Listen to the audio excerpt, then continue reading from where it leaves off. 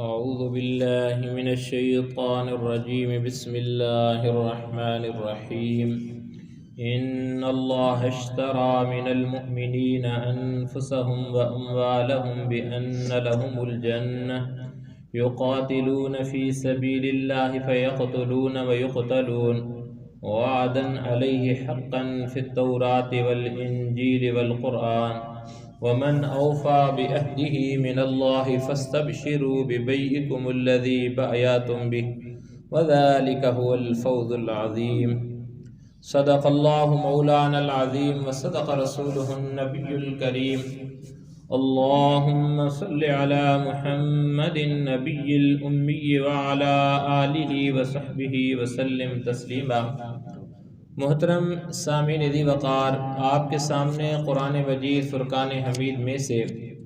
سورہ توبہ کے رکوع نمبر 14 کی پہلی آیت مبارکہ کی تلاوت کرنے کی سعادت حاصل کی ہے۔ محترم سامعین، ان اللہ اشتری من المؤمنین، بے شک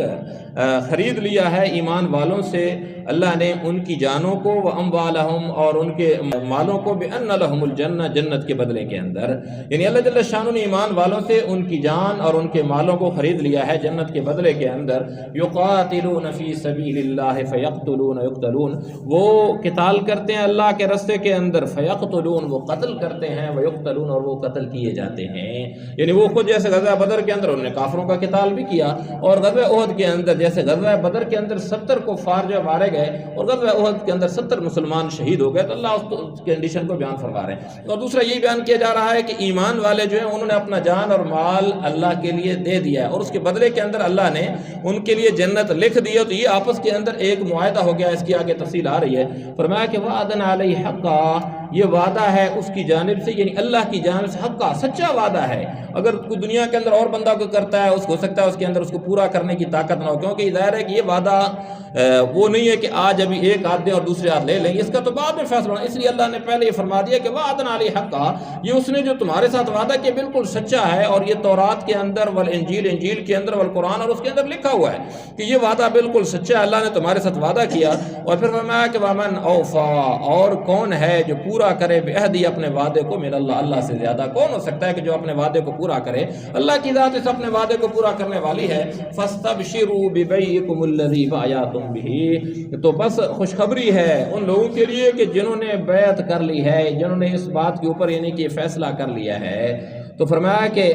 فاستبشروا، اپنے اس سودے پر خوشی مناؤ جو تم نے اللہ سے کر لیا ہے۔ وذالک هو الفوز العظیم، اور یہی بڑی زبردست کامیابی ہے۔ هو الفوز العظیم، بڑی کامیابی ہے۔ تو محترم سامعین، اس کے اندر یہ جو بیعت کے متعلق فرمایا جا رہا ہے، اب نبی پاک صلی اللہ علیہ وسلم نے اس وقت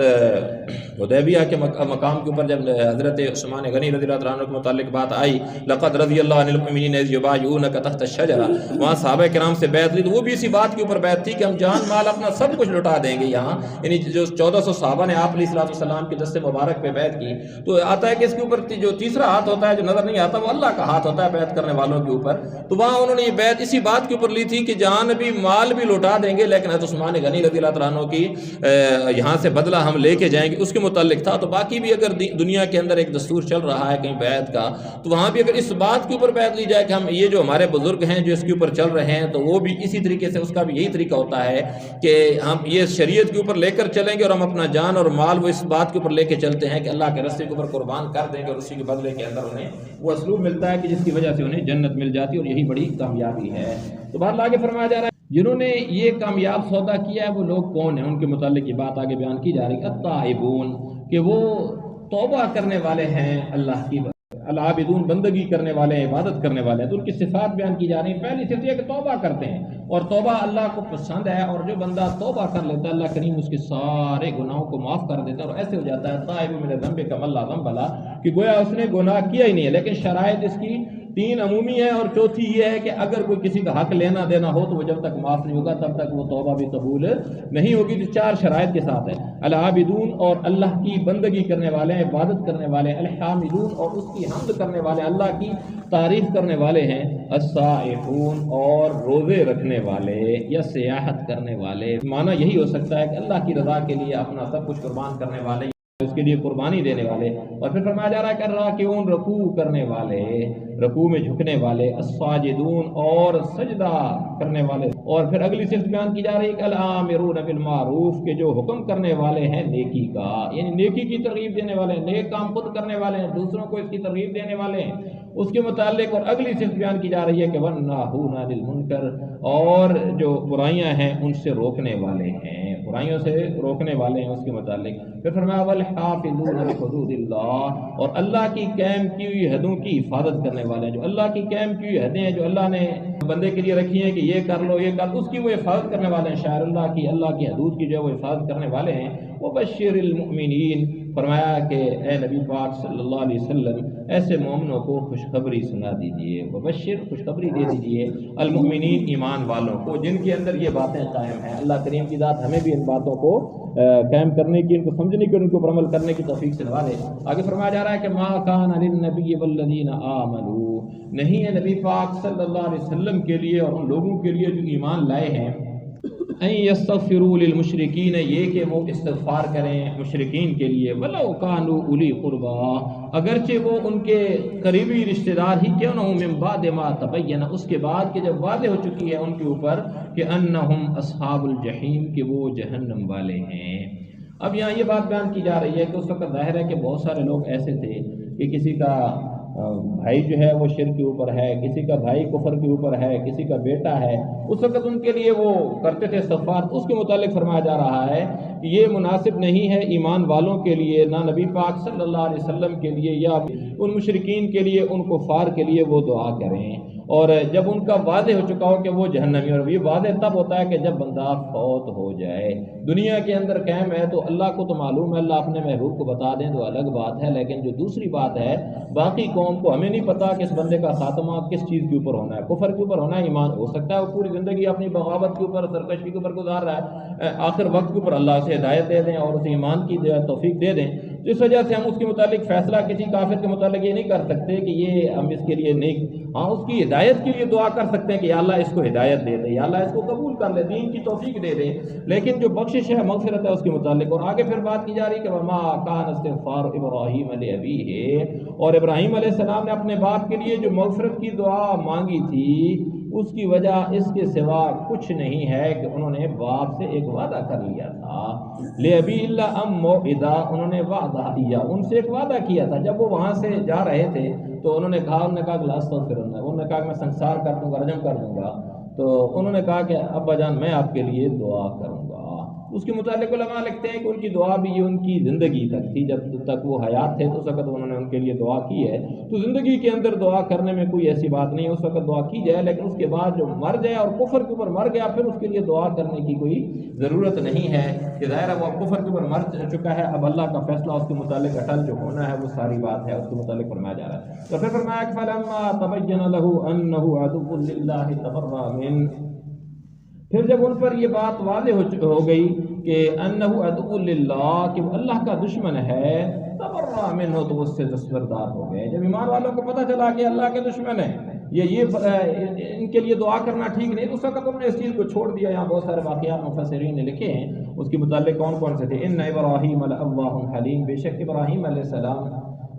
بڑی آہیں بھرنے والے اور بڑے بردبار تھے، بڑے حلیم تھے. ابراہیم علیہ السلام کی دو صفات کو بیان کیا جا رہا ہے. اور پھر فرمایا جا رہا ہے کہ وما کان اللہ لیضل قوما بعد اذ ہداہم، اور اللہ جل شانہ کی ذات ایسی نہیں ہے کہ کسی قوم کو ہدایت دینے کے بعد گمراہ کر دے.